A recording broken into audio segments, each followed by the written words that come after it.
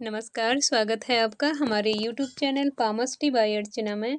आज इस वीडियो के माध्यम से हम पुत्र प्राप्ति के योग के बारे में डिस्कस करेंगे और ये पुत्र प्राप्ति का योग पाम में कौन-कौन से पोर्शन से इंडिकेशन देता है इसके बारे में भी जानेंगे।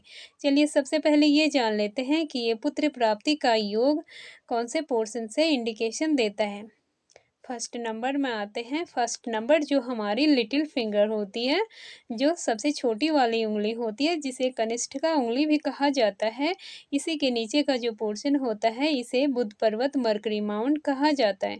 इसे बुध पर्वत मरकरी माउंट पर मैरिज लाइन खड़ी लाइन के रूप में दिखाई देती है। ये लाइन्स हैं, एक भी हो सकती है, एक से कम ज़्यादा भी हो सकती हैं, बट जो लाइन सबसे बड़ी लंबी शार्प स्पष्ट दिखाई देती है उसी को मैरिज लाइन काउंट किया जाता है।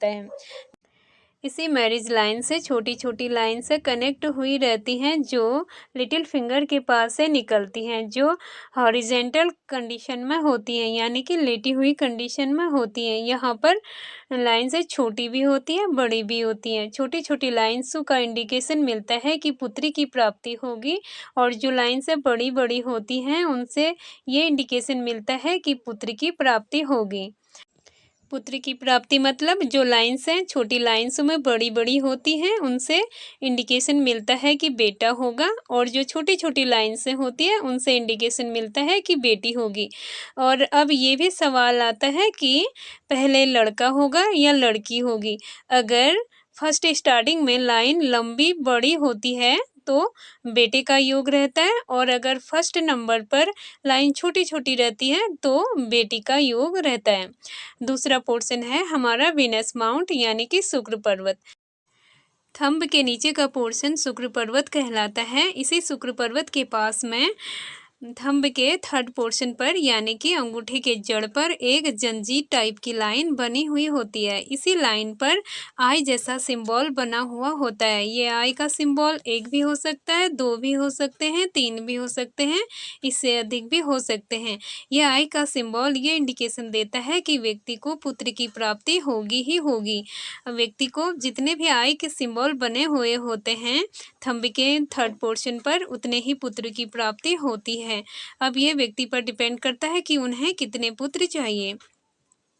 तीसरा इंडिकेशन मिलता है हमारे जुपिटर माउंट से। जुपिटर माउंट यानी कि जिसे बृहस्पति पर्वत कहा जाता है, जो हमारे इंडेक्स फिंगर के नीचे का पोर्शन होता है।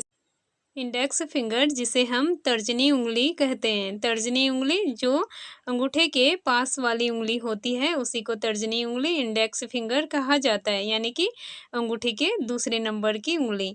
इसी को जुपिटर माउंट बृहस्पति पर्वत कहा जाता है। इसी जुपिटर माउंट पर अगर एक खड़ी लाइन होती है, वो लाइन लंबी साफ और स्पष्ट होती है, तो ऐसे में ये इंडिकेशन मिलता है कि व्यक्ति को पुत्र की प्राप्ति होगी और वो पुत्र सर्वगुण संपन्न होगा।